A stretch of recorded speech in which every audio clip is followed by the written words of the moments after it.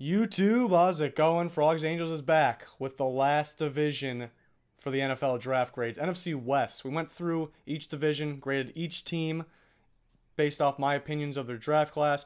Came away with one winner from each division. We're gonna put them all together. That's next on the to-do list. The next video, putting all those division winners together, ranking them, figure out who my winner of the draft was. So NFC West, they didn't do that great of a job compared to the other divisions. I thought a lot of teams did a very good job. I had pretty high grades, I thought, for the most part.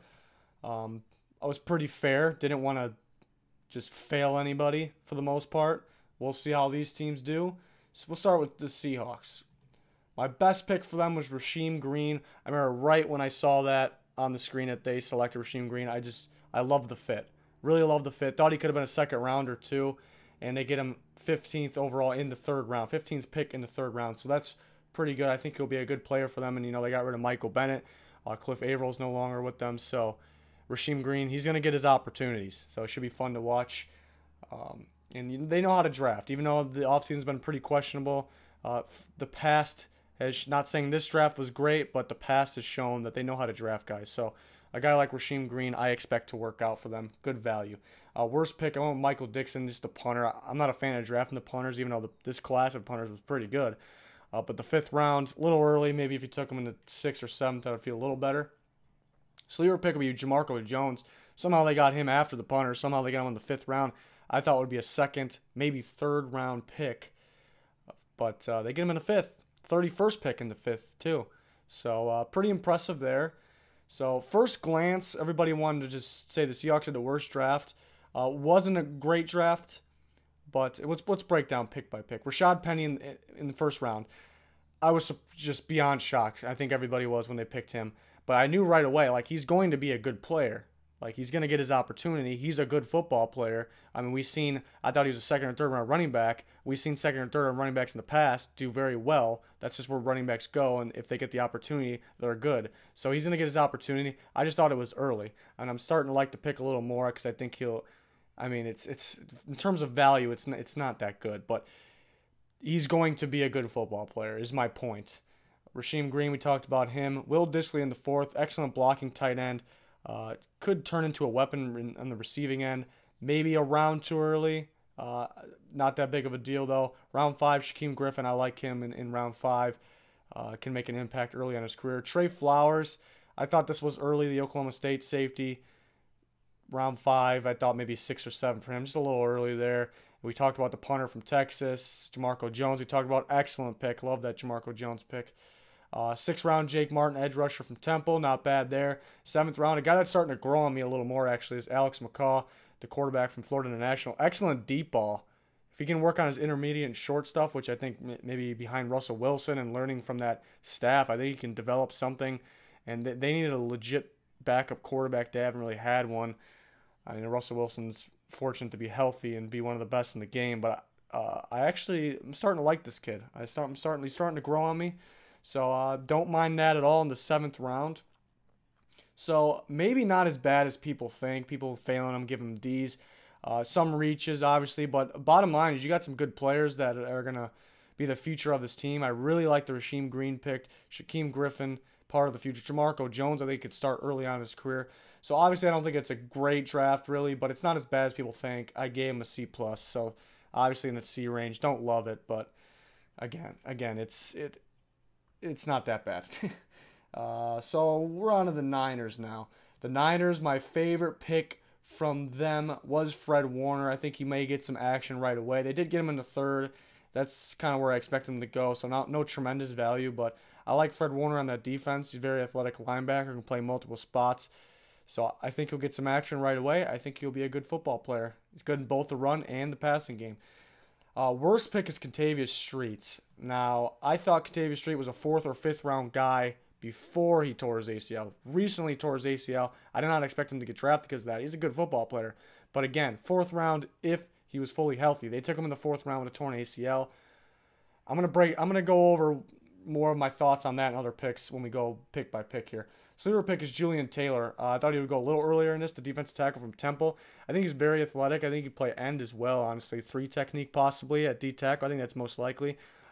Pretty athletic guy, pretty good football player. Maybe one of the better players on Temple this year. Probably was the best player on Temple this year. So that's a sleeper pick. I expect him maybe get some opportunities early on in his career for a 7th-round pick if he makes a team. I think he will. But pick by pick here. Mike McGlinchey, 1st round. Don't love the pick. Don't hate the pick. I think 9 was a little early. I mean, he's a good blocker. He's going to be good for them. He's going to help them. It's more of I thought there was better value on the board. So don't hate the pick. Don't love the pick. He did struggle against good competition. The Georgia game was a mess. Bradley Chubb beat him up a little bit, but other than that, he had some pretty good games. Pass blocking, he could struggle a little bit early on. Run blocking, I'm not worried about. What's more important is pass blocking. I think he will be a very good tackle, but just not quite yet. So a lot of these offensive linemen in this draft, kind of, besides Quentin Nelson, kind of need some work in the pass blocking. But if they get the right work, and once they get a couple years under them, they'll be very good, like Mike McGlinchey. So maybe expect a little bit of struggle early on, but I mean they got better. Their offensive line got better. So again, don't hate it, don't love it. Round 2, Dante Pettis. Another one I don't hate or love. I thought 3rd round maybe, but I mean, he's a good football player, so I'm okay. And I like the fit there. And they need another receiver. He can return. He's a very good route runner. The only downside for Pettis, I'm not worried about the thin body. I'm not worried about that. Only downside for me is like some of the big games when they played against good teams, went against a good corner, he kind of disappeared a little bit. So, but I think with other good receivers, he'll be better because he was kind of that lone guy with John Ross gone, so everybody kind of just picked on him. But very good route runner. I actually had an Adam Thielen comparison for him, so that's pretty good. Today's NFL. Round 3, we talked about Fred Warner. Round 3, pick 31, Tavarius Moore, the safety from Southern Miss. After his pro day, everybody hyped him up, including myself. I put him up the board, rose up a little bit, but then we got to go back to the tape. Okay, the Florida State game and the bowl game, it was kind of a mess. So I ended up, right before the draft, I ended up moving him down a little bit. The Florida State game was kind of a mess. Good competition. He has upside. Another guy that I think is a project. He has the athletic ability, he has the size. I just don't think he's ready to start yet. I don't think he's ready to play yet. That Florida State game was, honestly, it was kind of bad. So Tavarius Moore is kind of a guy that stock was down right before the draft. After I watched some more, I kind of just, like everybody else, moved him up because of that pro day, and then didn't even think about it anymore. Then I'm like, wait a minute, let me go back and watch some more here. And it's a tough one. The athletic ability is there. I guess he has the potential. Maybe they don't need a starting safety right away, so it's okay. But he needs some things he's got to work. He's got some things he's got to work on. Katavius Street, 4th round, we talked about him. Obviously, good football player, but the ACL. We're gonna come back. We'll come back here. Something like, I got a bone to pick with the Niners in a second. DJ Reed, the corner from Kansas State. I like that pick in round 5. Pretty solid. I think he can play slot corner. He can return as well. They got him and Dante Pettis. That's interesting. I didn't think of that. 2 excellent punt returners in Dante Pettis and DJ Reed. There's going to be a battle. They got McKinnon there too. McKinnon can return, but I think they're going to use him as starting running back. So I think it's going to be between these guys. Marcel Harris, 6th rounder. Pretty bad injuries. I believe it was Achilles, calf injuries. So didn't get much production because he didn't play a lot. There's something I want to come back to. I keep mentioning it. Round 7, Julian Taylor, liked that pick. Round 7, Richie James, had a pretty bad injury. Good football player, but if it wasn't for the injury, probably would have went earlier. But what I want to talk about the Niners. We got forget Mike McGlinchey. Tavarius Moore, project guy. Kentavious Street recently got hurt. It's kind of just a good player that you can stash, and hopefully he's healthy in the future. So it's a stash player. Marcel Harris, stash player. Hopefully he gets healthy. Hopefully he can play. He does need some more experience under his belt. Richie James just got hurt. I'm seeing a trend here that a team that is completely... This is something that you would see from a team that's completely stacked. They don't need any players right now. It's either a day of stage 1 rebuild team or a top-of-the-line contending team does something like this. And I don't think the Niners are either of those. I think they still needed some things. So I'm not really sure why they got so many of these guys. Really just looking at Kentavious Street, Marcel Harris just stand out. Just injury guys that they're good football players that need more experience, need more developing. But I'm kind of confused by it. It's almost like they think they're top of the line. They didn't really need anything else right now, which they're a good football team. Don't get me wrong, but I'm not really sure. I'm not a fan of the draft. They got some good players that can help them, but I'm not a big fan of the draft for those reasons I just explained. So I gave him a C. Obviously, I don't absolutely hate it. Otherwise, I would give it a D because they did get some good football players, but some project guys, some guys that again, I'm not really sure about the Kentavious Street, Marcel Harris, some guys that had some injuries here. We'll see how it works out. I don't know if bottom line is I don't know if they'll get a big impact right away from their guys. We will see though. Obviously, I think they can contend for playoffs. It's just by this draft, it looks like they're no doubt thinking they're gonna, which I like the confidence, but no doubt that they don't think they needed anything, or you may see that from a stage one rebuild team, which they're not in. That's the good news, but we'll see how it works out. We'll go on to the Cardinals here. Best pick was Josh Rosen. Where they got him, the fact that he was the fourth quarterback off the board, very impressive. Worst pick was Chase Edmonds. I like his upside. He's a good running back, but fourth round is just way too early for me. I thought sixth round was more like it.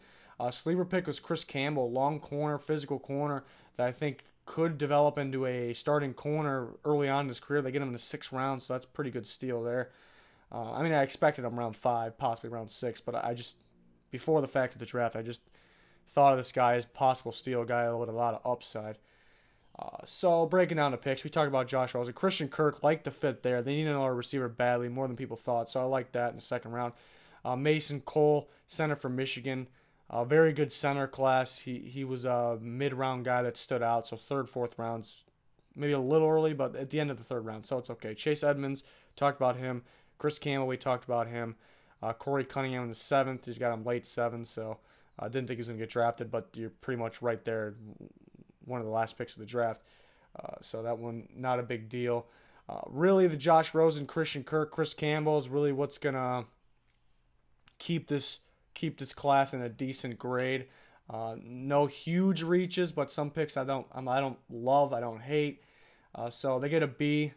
Just kind of middle of the road there. I mean, it depends on what you want to call average for this class, but not a bad draft, not a great draft. Got him at a B. I'm excited to see Josh Rosen, Christian Kirk. How early are they going to play? Christian Kirk you expect right away. But Rosen, how early is he going to play? They paid Bradford a lot of money. Is he going to start right away? Bradford's good if he's healthy. When's he going to get hurt? I hate saying that, but when's he going to get hurt? You expect it to come. We will see. We will see. On to the Rams, the last team, a team that didn't have a lot of early picks. Could they get it done? Let's see. Okoronkwo. I had him in mock drafts going to the Rams way earlier than where they took him. I love the fit. Thought they needed him. The Rams were a complete team until you look at the linebackers. Their best linebacker being Mark Barron before the draft. They needed some outside guys, playing at 3-4. Their D-line was going to produce a lot of sacks, but you need, in a 3-4, you need your outside linebackers to do it. They didn't really have any, so I love the Okoronkwo pick. Love it. Great fit as well. Worst pick is John Franklin Myers. I thought was a 6th or 7th rounder. I think he needs a lot of developing. Luckily, the Rams can develop D linemen. He doesn't need to start right away. I just thought it was early. Sleeper pick was John Kelly. John Kelly was one of my favorite running backs in this class. I had a late second-round grade on him. They get him in the 6th. So the reason isn't the best pick is because they got Todd Gurley. Kelly's not going to make a big impact right away. But if he gets a chance, I know this guy can play. So excellent pick there. Too good to pass, obviously, for them. Joseph Noteboom was their first pick. That's where I thought he would go. Solid pick. Brian Allen, the center of Michigan State. A little early there. And then round 4, John Franklin Myers, a little early there. So at this point, I'm not in love with the draft. I remember during the draft, I'm like, what? I'm not really sure what the Rams are doing. I don't absolutely hate it, but it's close. And then round 5, Micah Kaiser. I like that pick. They need another inside linebacker. I like the fit of Kaiser there. Then round 5 again, they get the other linebacker, their edge rushing linebacker, Okoronkwo. Love the fit. And then around 6, they get a steal on John Kelly. Round 6, they get Jamil Demby, who is a big-time riser, a big sleeper. I like him in round 6. Sebastian Joseph, average pick there. Trevon Young, another potential outside linebacker, a guy that pretty athletic, pretty good football player, but I think needs more developing at the outside linebacker spot. But with that developing in a few years, I think he'd be a very good player. Obviously, good defense coaching for the Rams, so this is a sleeper to watch out for down the road. Then Travin Howard was a definite sleeper at linebacker, can play inside, can play outside. Down at the 7th round is a pretty good steal. And Lawler was an underrated guy that can play end. Not a big fit for Lawler here. Good football player. Got pretty good value, but I thought was a 4-3 end, so let's see where they play him. I'm assuming depth for outside linebacker. But top of the draft didn't look too good, but they got some good steals and good fits at the end. So for the most part, I like the Rams draft here. B+, and B+ is a good enough grade to win the NFC West, so the Rams win it. And obviously, it's pretty. I gave away these grades even for the winning team, so it's pretty obvious if you expect your team to place high at the next video where we put all the teams together. So obviously, the Rams won't be winning that. It's not a surprise. We've seen some A+. It's going to be a battle between some of the A+ teams, though. We had actually quite a few of them. So we'll see who wins the draft, in my opinion. In Frogs Angels' opinion, breaking down the draft all off season. So we're finally getting through all the draft talk, and then we got a lot of coverage to go over for this NFL season. Can't wait for that. I'm ready to cover it. Ready for the season to start. Still got a long way to go, kind of. So, but please subscribe. We've been growing a lot this last year thanks to you guys. We're trying to get to our goal, 10K subscribers. Long way to go still, but we know we can do it. Thanks to you guys. So please like, please subscribe if you haven't already. That'll do it. Goodbye.